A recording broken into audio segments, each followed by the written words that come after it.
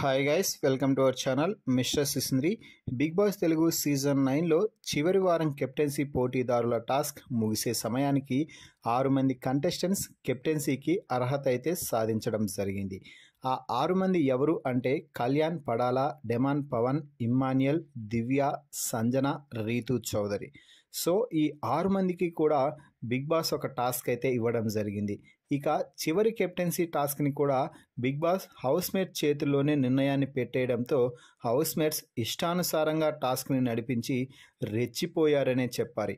ఒక్కొక్కరిని తొలగిస్తూ big boss హౌస్ని ఉర్రూతలు ఊగించు షేక్ చేసి పడేశారనే చెప్పవచ్చు కంటెస్టెంట్స్.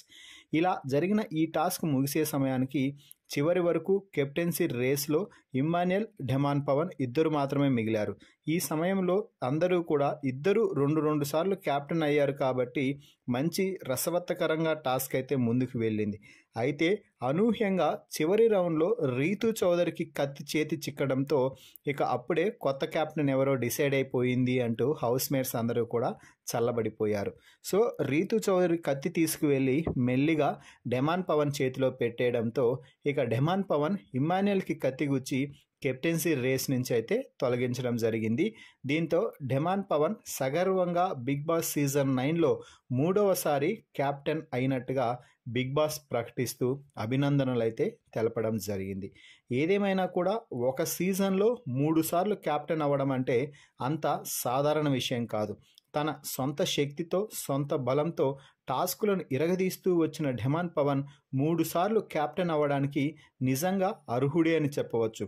మామూలుగా అయితే 4 సార్లు బిగ్ బాస్ హౌస్కి కెప్టెన్గా నిలిచాడు డెమాన్ పవన్. ఫస్ట్ సారి గెలిచినప్పుడు రీతు చౌదరి సంచాలకుగా ఫెయిల్ అయిన నేపథ్యంలో కెప్టెన్సీ బ్యాడ్జ్ను తృణప్రాయంగా వదిలేసి మళ్ళీ టాస్క్లో గెలిచి అదే బ్యాడ్జ్ను తగిలించుకున్నాడు. సో అఫీషియల్లీ 4 సార్లు కెప్టెన్ అయినట్టే డెమాన్ పవన్. మరి డెమాన్ పవన్ 3 సార్లు కెప్టెన్ అవ్వడంపై, అలాగే చివరి వారం కెప్టెన్ అయ్యి మరోసారి మ్యాజిక్ క్రియేట్ చేయడంపై మీ అభిప్రాయాన్ని కామెంట్స్ రూపంలో తెలపండి.